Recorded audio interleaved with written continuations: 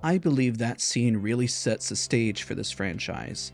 It's really bone-chilling yet simple. Hey, welcome back. It's time to listen to Mom. Today we're going to do our best not to have too many spoilers, but cover just enough in case you have friends who are going to see Smile 2, and then you can tag along and just not be lost. Or perhaps you need a light refresher. Real quick, we are still a brand new channel, so a comment, subscription, or like really does go a long way. Okay, first we're going to do the fast explanation of the theme. This story is best described as this, so once I explain it, I'm really confident you can just step away from this video. And if you want to listen more, we have more themes and stuff to cover. So I call this the modern day Ring. Now, because of YouTube, I need to be very careful how I explain this next sentence. When someone witnesses an unspeakable act of someone going not alive, when witnessing this, they are plagued with a curse or a demon that gives you only 4 to 7 days before you have to commit the same heinous act. You are taken over and just smile as you aim to pass this over to another individual. Why I mention it's so similar to The Ring is the only way to survive known in this film is to traumatize someone else witnessing you commit a murder. It seems no matter what, this is truly unavoidable, that we know so far. Disclaimer, this is a very tough film to watch, so if you plan on seeing part 2, it could be very traumatizing, especially for those who have known someone who has gone through anything similar of the same vein here. This is not a light watch. It's why it's a scary film. I will say at times it does miss the mark with the smiling. It can feel a little comical because not everyone has a quote-unquote evil smile.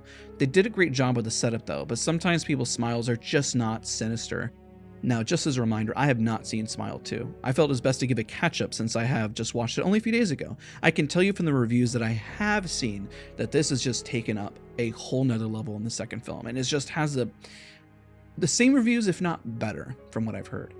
So let's discuss why this film works so well. This film works well because, well, let's start with the story. We're introduced to Rose Cotter, a psychiatrist who witnesses a traumatic incident involving one of her patients. The patient, again, this is kind of what we explained earlier, is terrified and convinced that an evil presence is haunting her, suddenly smiles unnaturally and commits a horrible act in front of Rose. This marks the beginning of the series of disturbing events as Rose starts experiencing hallucinations and visions, again, feels like The Ring, around her wearing unsettling and sinister smiles.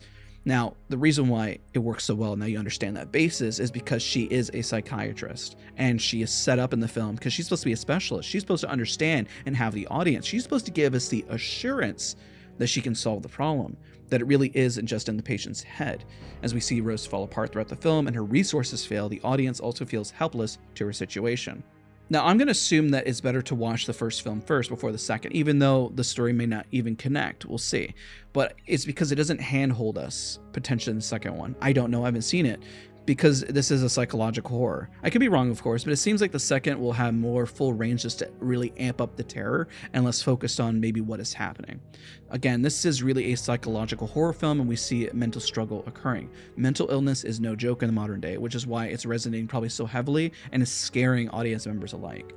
Now let's talk about some characters that might be important in the second film.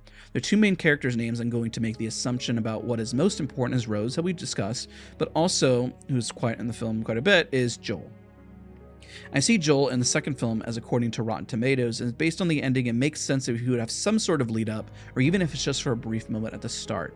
In my opinion, this franchise can really work even with a whole new set of characters on the whole other side of the world and have no connection whatsoever because we understand the basis of how this works. So now let's talk about the type of horror film that you're going to be stepping into, because you might have understand that again it's psychological horror, but there's some other things that you might want to expect. Again, there's a lot of jump scares, okay? We're going to talk about that here in a second. Now, I did mention psychological horror, but it does truly depict some gruesome situations. I've heard the next film is not shy about kicking that up a notch. So if that's not your type of film, be sure to know what you're going into is going to be taken up to another level. Additionally, towards the end, it does give you a potential look of what this thing could be. Now, it's not confirmed because I have not seen the second film. It's very possible it could be something that changes forms, kind of like a similar vibe to It, if you've seen that movie. I do feel something ruins that appeal when you see something. But this film does manage to stick the landing, though, the first Smile, and I assume that the second one is going to do a great job in terms of build-up. Now, overall, this gives you a nice spoiler-free approach to what Smile 2 is all about. We went through the fact that the type of horror film that it is, the characters without spoiling too much, and of course, we've given you the disclaimer of what this film is about, but also what the, I guess, enemy is in the film. So you could just watch any probably one of this franchise and feel confident. Now, I feel confident I explained it well, because if I would literally say the same thing as if somebody were seeing it next to me, like, okay, this is what it's about. So again, I appreciate you for watching. Don't forget to leave a like, comment, and subscribe, and I will see you all in the next one.